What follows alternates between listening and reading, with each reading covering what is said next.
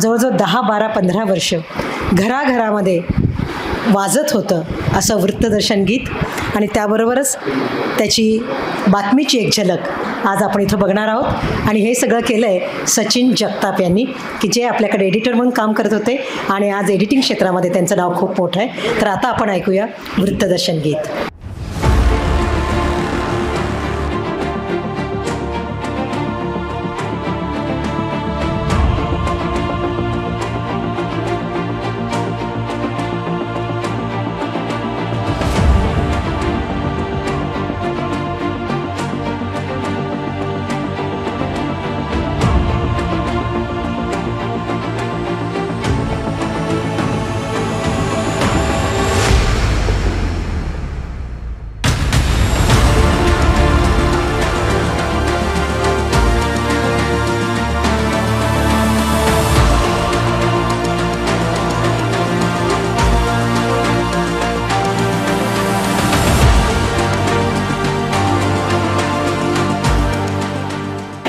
Hello, नमस्कार. मी सचिन जगताप. सर्वात प्रथम सोलापूर वृत्तदर्शनच्या या वर्धापन दिनानिमित्त आपणा सर्वांचं स्वागत आणि हार्दिक हार्दिक शुभेच्छा.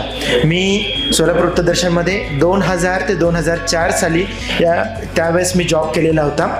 सर्वात ज्यावेळेस मी तिथं सोलापूर वृत्तदर्शनमध्ये जॉईन झालो त्याच्या अगोदर माझी पार्श्वभूमी सांगतो. मी सॉफ्टवेअर इंजिनिअरिंग होतो आणि मला त्यावेळेस अपेक्षा होती की जवळपास 8,000 रुपये पेमेंट असावे. मग ज्यावेळेस साखरे सरांकडे गेलो ते म्हणले की आम्ही 1 ते 1,500 रुपये देऊ शकतो. मग मी विचार केला मी सॉफ्टवेअर इंजिनियर आहे, मग मी पुण्यात जाऊ शकतो, बँगलोरला जाऊ शकतो, तर मला चांगला पगाराचा जॉब मिळू शकतो. परंतु मी माझं पॅशन, माझी जी हॉबी होती हे TV चॅनल होतं आणि ते TV चॅनल धरून मी 1,000 ते 1,500 रुपयामध्ये पेमेंटमध्ये काम केलेलं आहे. आणि सरते शेवटी 2004 साली मी 3,500 रुपयावर काम केलेलं आहे.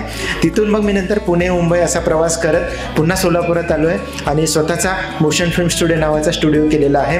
आणि आज आपण बघताय की सोलापूर वृत्तदर्शनचे अनेक टायटल्स, अनेक सिरियल्स जे काय होत्या छान छान पद्धतीनं जे काय आहे टेक्निकल गोष्टी ज्या म्हणजे VCR टू टेक्निकली गोष्टी चालू झाल्या, डिजिटली कॉम्प्युटराइज्ड चालू झाल्या, तेव्हाच मी साक्षीदार आहे. आणि ह्याच्यामध्ये माझ्यासाठी मदत होती. सागर केकडेंनी बऱ्यापैकी मला मदत केली. सॉफ्टवेअर काय असेल ते समजून सांगितलं. आजही माझ्याजवळ कुठलीही पदवी नाही, कुठल्याही डिपार्टमेंटचं सर्टिफिकेट नाही, तरी देखील 35 पुरस्कार आहेत. महाराष्ट्र शासनाचा देखील पुरस्कार आहे. आणि जे काय मी आज उभा आहे हे सोलापूर वृत्तदर्शनमुळे उभा आहे. आणि एक संस्कार दिलेत माझ्या आईवडिलांनी चांगल्या वागणुकीचे, आणि दुसरे जे कामाचे संस्कार होते ते आपल्या सोलापूर वृत्तदर्शन आणि आपल्या सगळ्यांमुळे पार पडले. धन्यवाद. थँक्यू.